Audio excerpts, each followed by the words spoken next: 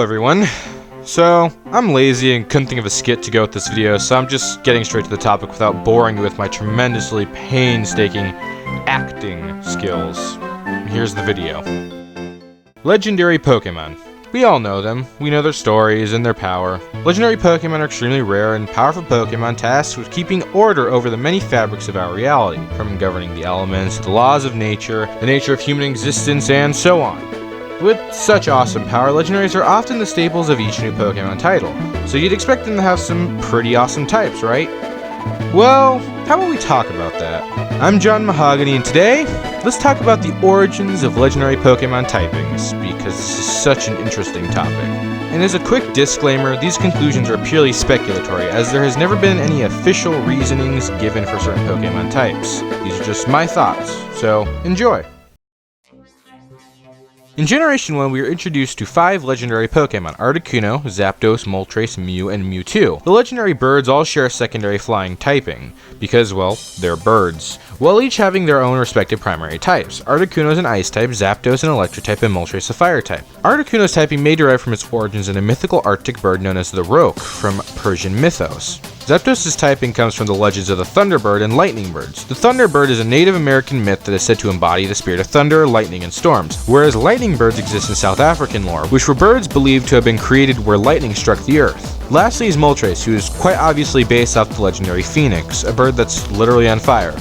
That's about it. Mew and Mewtwo are both psychic types because raisins.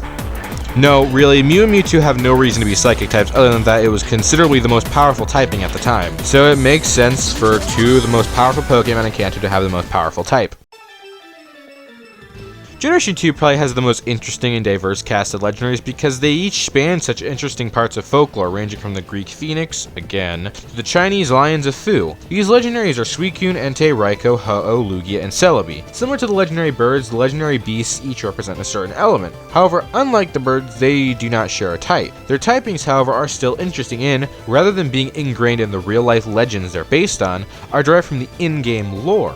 They each represent the different stages of the tragedy that destroyed the Tin Tower, Raikou being the lightning that started the fire that destroyed the tower, representing Entei, and Suicune being the rain, or water, that doused the flames. The tower duo of Lugia and Ho-Oh share the flying type, as they are both avian creatures. Ho-Oh is given the fire typing due to it being based on the Phoenix, probably even more so than Moltres, as it actually has resurrection powers, being able to bring the legendary beast back from the dead. But that's besides the point. Lugia, on the other hand, is a water type. Oh wait, no it's not. To be honest, I don't know why it's so hard for people to grasp that Lugia is a psychic type. While it has strong connotations with water, living in the ocean and all, that doesn't mean it has to be a water type. The only reason it lives in the ocean is to shield the world from its tremendous power for storms, relating to its flying type. While I see why it would be ideal for Lugia to be a water type, it's not. It is a psychic type though, because of its extreme intelligence, having the ability to speak and the competence to hide in the ocean. Otherwise, there really is no reason for it to be psychic, other than the sort of same reasons as Mew and Mewtwo. Lastly is Celebi, who is a psychic and grass type, and out of any legendary Pokemon I feel like it should have been retyped to be a fairy grass type in Gen 6. This is considering how it's based off your traditional nature spirit, hence the grass typing. I do suppose though that it's psychic because that was the original fairy type, if I can say that. Or you know, it may be like this because of the whole time traveler thing or whatever. Gen 3 was probably the first generation of Pokemon to introduce a crap ton of legendaries, with 10. Yes, this includes Jirachi and Deoxys, while previous gens had a maximum of 6. I'm not complaining though, the Ho-Oh and legendaries are mucking awesome. Let's begin with the legendary golems. Oh, sorry, legendary titans according to Bulbapedia. Regirock, Registeel, and Regice, or Regice, however the hell it's pronounced. These legendary Pokemon are based off the Hebrew golem, a creature traditionally made of clay, but really a golem could be made of anything, like ice or steel. Now, while Regirock's typing is the only one that stays true to the theme of the golem, the trio as a whole's typings are more in reference to the 3 major eras of human history, the Ice Age, the Stone Age, and the Iron Age. Funny thing to mention, they're all weak to the fighting type. I have no reason to mention it, I just wanted to. Next up we have the Eon duo of Latios and Latias, who are both dragon and psychic types. The dragon typing is obvious because, well, they're dragons. However, I'm not going to write off them being psychic as the same reason Mew, Mewtwo, and Lugia are, because I actually think Latios and Latias' psychic type has a purpose. I believe it's derived from the myths of twins sharing a psychic link with one another, reading each other's thoughts, sensing when the other one is in danger or feeling the pain of your twin, and so on. This is probably the case because the two are constantly referenced as siblings, and while not actually mentioned as twins, they certainly look enough alike to be. As a matter of fact, in the film in which they debuted, Latios acts more like an older brother while Latias is the naive little sister. But that would discredit my argument, so let's drop that. The legendary weather trio represent the land, sea, and sky, hence Groudon's ground, Kyogre's water, and Rayquaza's flying types. That's about it. They don't really have very interesting types. I mean, the only other thing I can say is that Rayquaza is a dragon type because it's a dragon, and Primal Groudon is a fire type because it should have been a fire type in the first place. Wait, what? Moving on, Deoxys is a psychic type. Because raisins! Jirachi is a psychic and steel type, should have been made for a steel. Its psychic typing is derived from the act of wishing upon a star or its genie basis. While the steel type may come from the fact that it's born from meteorites or that it's based off of a wishing or shooting star, otherwise known as a comet. As we all know, meteorites and comets are mostly made of three things: rock, ice, and metals. Wait a second.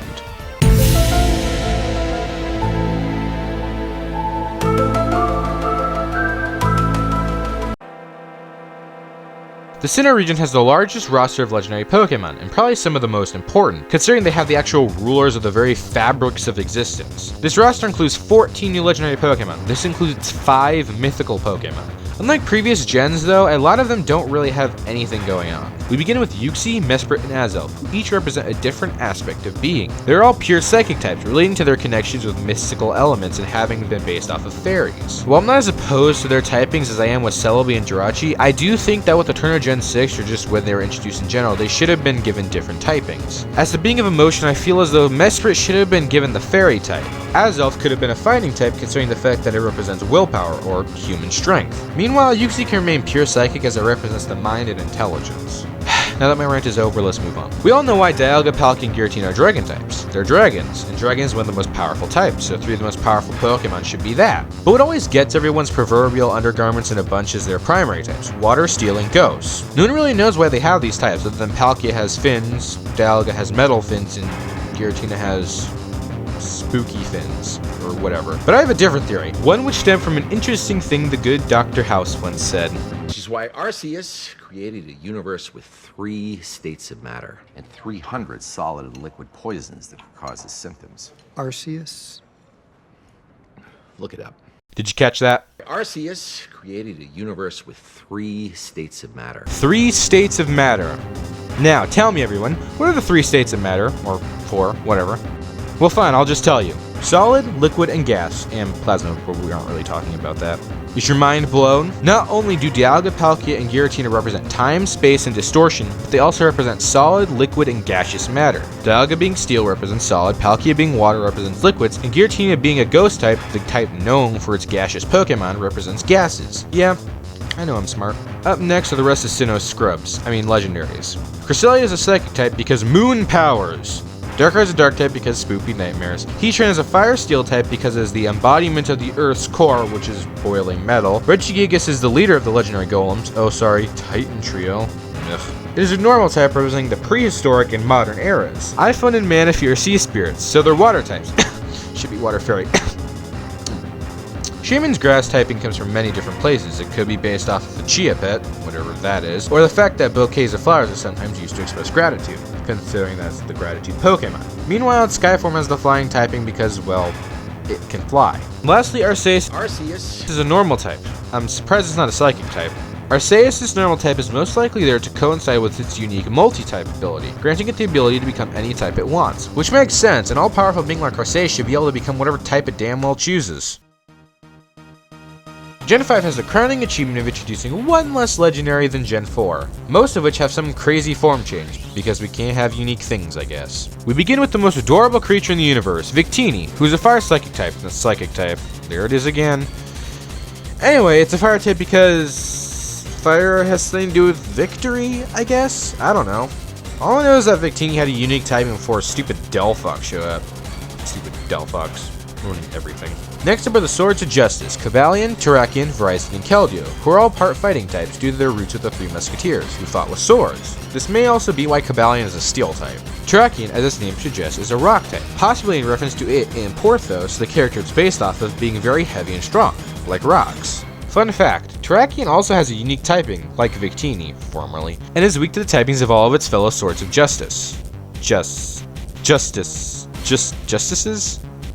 Whatever. Next up is Verizon Wireless, who has the grass type, making it strong to all of its quartet members and weak to none of them. However, there really isn't a reason for it being grass type other than the fact that it's green and leaves are used heavily as blades in the Pokemon universe. Lastly is Keldeo, who is a water type. This typing may come from its origins with the Kelpie or the Kirin, two mythical horse-like beings with strong affiliations to water. Fun fact, Keldeo learned Secret Sword at level 43, one level later than the other Swords of Justice. This might be a reference to the fact that Keldeo joined the group at a later time than the rest. The forces of nature tree are all flying types with a primary type, or lack thereof, that represents a kind of storm. Thunderous has the electric type, being based off of Regi, the god of thunder and lightning.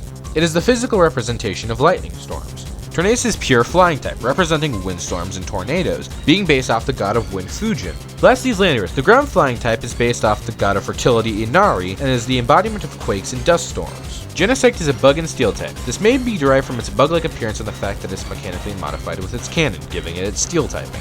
The mascot legendaries of Gen 5 are Zekrom, Reshiram, and Kyurem, all of which are secondary dragon types with different primary types. Zekrom is an electric type, Reshiram is a fire type, and Kyurem is an ice type. As Zekrom and Reshiram are said to represent yin and yang, it is possible that their electric and fire typings may come from the concepts that yin and yang represent. In Yin's case, or Zekrom, it represents downward movement and the cold. Lightning is often seen coming down and is related to storms, which are often present during the colder times of the year. The opposite can be said for Yang, or Reshiram. Yang represents heat and upward movement, and as we all know, smoke and fire rises, and it's hot, duh. Meanwhile, Kyurem is Wuji, the absence of the aforementioned, which may be why it's the ice type, as ice is derivative of barren and empty places. Meloetta is a psychic type, because Raikou. With the smallest legendary roster since Gen 2, Gen 6's legendary Pokemon will be simple to cover. Xerneas is a pure fairy type, most likely because it was the new type introduced in Gen 6, so they had to make a legendary Pokemon out of it. Otherwise, Xerneas represents life, fertility, and beauty, things often associated with fairy-like creatures. Yveltal is a dark flying type. Its flying type comes from the obvious fact that it's based off of a predatory bird, most possibly a vulture or other scavenger birds, as scavengers are known for picking meat off of dead animals. This ties in the fact that Yveltal is the Pokemon personification of death and destruction, which is why it's the dark type. Because the dark type is the evil type, for some reason, in Japan, it makes sense that Yveltal would have this typing, as death is often considered evil, while destruction is closely associated with evil things. Zygarde, the order Pokemon, is a perfect balance between Xerneas and Yveltal, having the ground type to oppose Yveltal's flying, and dragon to oppose Xerneas' fairy. Its ground type may also come from its affiliation with caves, and it may also be dragon type because Zygarde shares physical traits with the Basilisk, a legendary serpentine dragon. Diancie is another case of a nature spirit representing the earth and stone, specifically diamonds, which is where its rock type comes from, while its fairy type is derivative of the cutesy spirit Pokemon. Hoopa, depending on its form, is either a psychic ghost type in its confined form or a psychic dark type in its unbound form. Hoopa is a psychic type due to its roots with genies and djinns, notably psychic creatures. In its confined form, Hoopa is a ghost type due to being a mere shadow of its true unbound form, which becomes a dark type due to its malevolent nature. Lastly, Volcanion has the unique typing of water and fire, a typing many have wanted to see for a long time. Volcanion's theme is steam, which is created when heat, fire, boils water to the point of evaporation, thus its fire-water typing. I know Gen 7 isn't out yet, but we've gotten enough legendary Pokemon for me to cover, or I want to cover. As of September, we've seen Magearna, one of the mythical Pokemon of Gen 7, Solgaleo and Lunala are mascot legendaries, and one of the island deities, Tapu Koko. We don't actually know if it's legendary or not, but it sure seems like it. Magearna is a steel fairy type, its steel typing coming from it being a man-made Pokemon, or just a robot in general. It may have the fairy type due to the fact that Magearna isn't just a robot, it's actually alive, it's an actual Pokemon. Tapu Koko is an electric fairy type, being the guardian deity of Mele Mele Island. It makes sense to have the electric typing, seeing as the island seems to have strong relations to the electric type. Mele Mele is also the Hawaiian word for yellow, the representatory color of the electric type. Its fairy type comes from the fact that it's a land spirit Pokemon. The short of it is that Tapu Koko is another nature spirit, thus represented by the fairy type. Lastly, Solgaleo and Lunala, the emissaries of the Sun and Moon. I especially wanted to talk about these two because a lot of people are confused by their types, Solgaleo being Steel Psychic and Lunala being Ghost Psychic.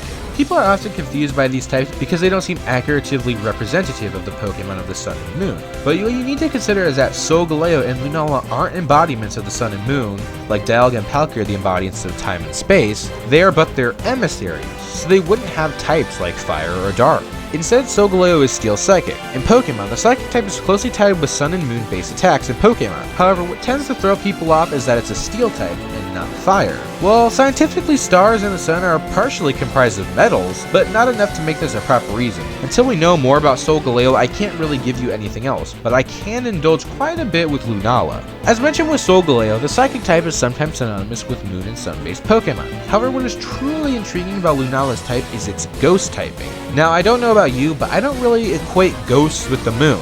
Now, in some cultures that may be true, but I've never heard of such stories. You may be saying, John, a lot of folktales specify that ghosts will only come out at night. Yeah, but Lunala doesn't represent the night, or else the games would be called Pokemon Night and Day. This is also why I can't argue why it isn't a dark type. Lunala represents the moon, yet it's a ghost. You see, people mistakenly think the two legendary Pokemon are beings of light and darkness. Well, no, that's just not true, because both the sun and the moon are sources of light. Sun and Moon is all about bringing more life and realism to the Pokemon world, especially in the night and day cycles and the way the light is represented in the game. Solgaleo, the emissary of the sun, produces light from its body, much like the actual sun, and Lunala, much like the moon, takes in light and reflects it back. You see, Lunala isn't a ghost because it represents darkness, it is a ghost because it represents what the moon is, the sun's shadow, the sun's reflection. Thank you all so much for watching, and I hope you enjoyed this very lazy video because I enjoyed making it. I'm John Mahogany, and I'll see you next time.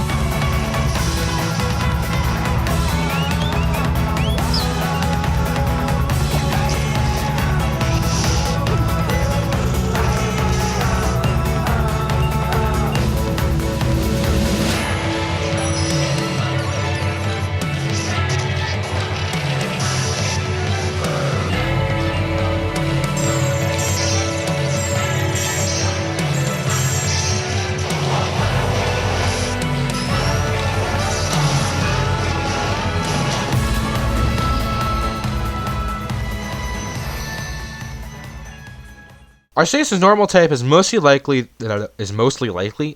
There's too much going on with the, the legendaries.